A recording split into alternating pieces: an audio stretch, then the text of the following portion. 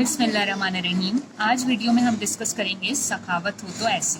دنیا میں بے شمار انسان گزرے ہیں، مگر کچھ انسان ایسے بھی ہیں جو اپنی کسی خوبی کی وجہ سے ایک مثال بن گئے۔ ایسے ہی انسانوں میں ایک نام حاتم طائی کا بھی ہے۔ حاتم طائی اپنی سخاوت اور فیاضی کی وجہ سے پوری دنیا میں مشہور ہیں۔ حاتم طائی کے کردار پہ کئی ڈرامے اور فلمیں بھی بن چکی ہیں جو بچوں اور بڑوں دونوں میں یکساں مقبول ہیں۔ حاتم طائی عرب کا رہنے والا تھا اور طے قبیلے کا سردار تھا۔ وہ اپنے مال کو ضرورت مندوں میں تقسیم کر کے بہت سکون پاتا تھا۔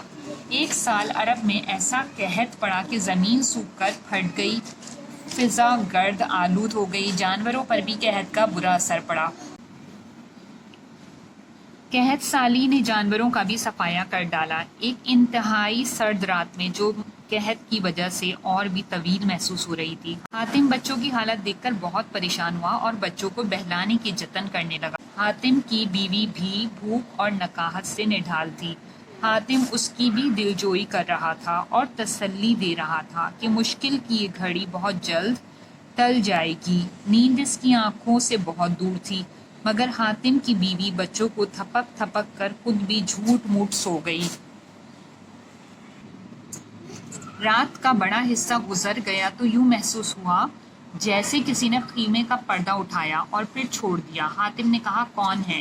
ایک عورت کی آواز آئی، میں آپ کی پڑوسن ہوں، میں اپنے بچوں کو چیختا چلاتا چھوڑ کر تمہارے پاس آئی ہوں، مجھے اس کے سوا اور کوئی راستہ دکھائی نہ دیا۔ حاتم، تم بہت سخی ہو، میرے بچوں پر رحم کرو، خدارا انہیں مرنے سے بچا لو، انہوں نے 2 دن سے کچھ نہیں کھایا ہے، وہ بھوک سے بلک بلک کر مر جائیں گے، میں بڑی امید لے کر تمہارے پاس آئی ہوں، مجھے نا امید نہ کرنا۔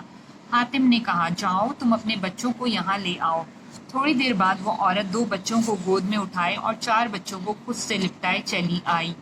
حاتم نے اٹھ کر اپنے پیارے گھوڑے کو ذبح کیا، کھال ادھیڑی، چھری عورت کے ہاتھ میں دی اور آگ جلائی۔ پھر سب آگ کے گرد جمع ہو گئے اور گوشت بھون بھون کر کھانے لگے۔ حاتم قبیلے کے ہر گھر میں پہنچا اور سب کو دعوت دی، لوگوں اٹھو، آگ کے پاس پہنچو۔ تھوڑی دیر میں سب اکٹھے ہو گئے اور اپنی بھوک مٹانے لگے۔